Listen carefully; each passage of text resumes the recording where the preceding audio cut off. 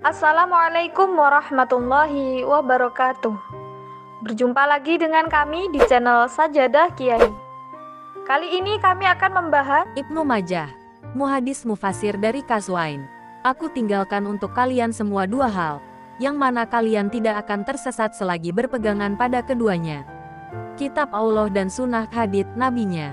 Hari Malik, Al-Muwatta, Abu Dhabi, Muassasah Zayed bin Sultan Al-Nahyan, 2004. Rasulullah menjamin keselamatan umatnya yang berpegang teguh pada Al-Quran dan Hadits.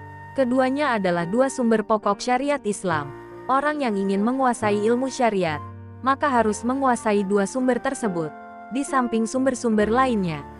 Sudah maklum bahwa untuk menguasai dua sumber tersebut tidak cukup hanya pandai bahasa Arab saja, namun dibutuhkan sangat banyak piranti ilmu sebagai alat untuk mendapatkan pemahaman yang benar dan otoritatif terhadap teks-teks Al-Quran dan Hadits.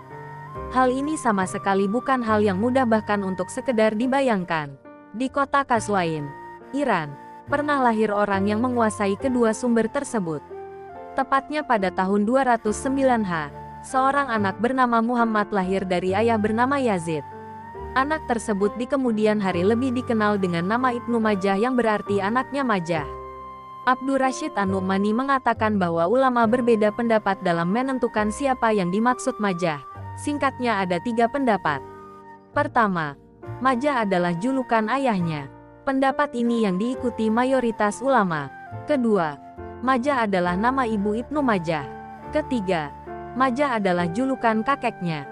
Abdur Rasyid An-Nu'mani, Al-Imam Ibn Majah wa Kitabuhu As-Sunan, Beirut, Darul Basyairil Islamiyah, 1998, halaman 169-170, dan Abu Zahrah, A'lam wa Ulama, Qudama, wa Muasyirin, Aman, Darul Fat, 2009, halaman 130.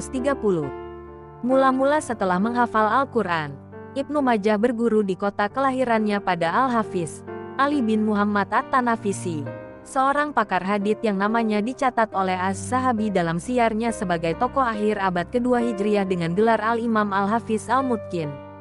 Setelah itu ia mengembara ke berbagai negeri Islam untuk belajar ilmu, khususnya riwayat hadis. Ia mengunjungi Basrah, Kufah, Makkah, Syam, Mesir, Rai, dan kota-kota lain. Ia membaca kitab-kitab hadits seperti Sahih Al-Bukhari dan Muslim, Musnad Ahmad, Al-Muwatta, dan yang lainnya pada murid-murid para penulis kitab-kitab tersebut. Az-Zahabi, Siyaru A'lamin Nubala, Beirut, Muassasah Ar-Risalah, 1983, juz 13, halaman 277, dan Abu Zahrah, A'lam wa Ulama, Qudama, wa Muasyirin, halaman 132.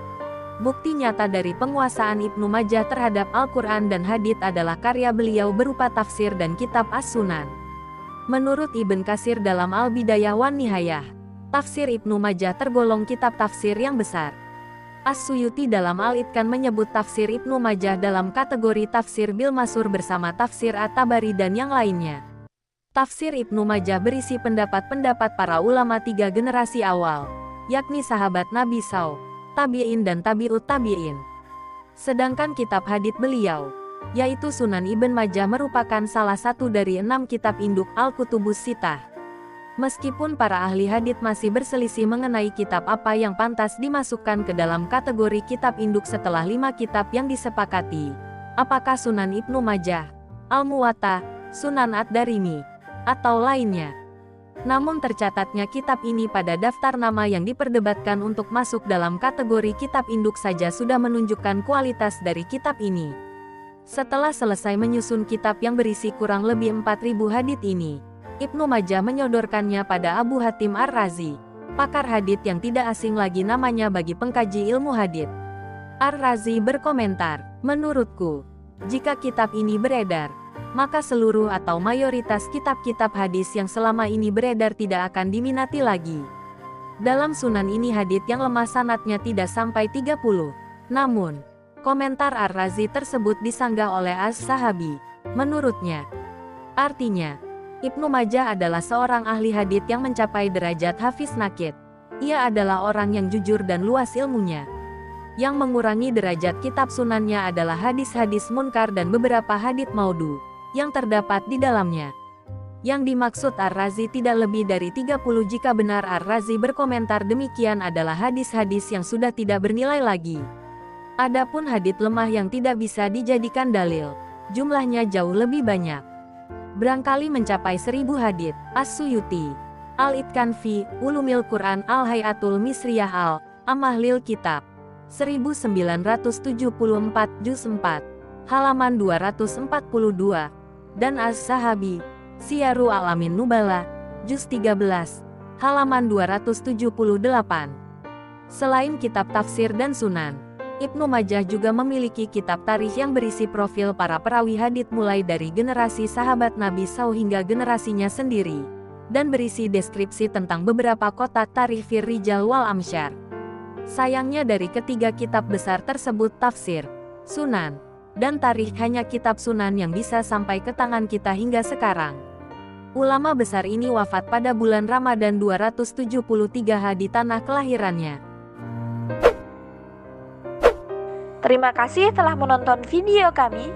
Jangan lupa like, comment, share, dan subscribe channel Sajadah Kiai, serta bunyikan loncengnya agar tidak ketinggalan video-video terbaru kami. Dengan mensubscribe berarti Anda mendukung channel kami, serta membuat kami lebih semangat dan konsisten dalam membuat video-video terbaru. Wassalamualaikum warahmatullahi wabarakatuh.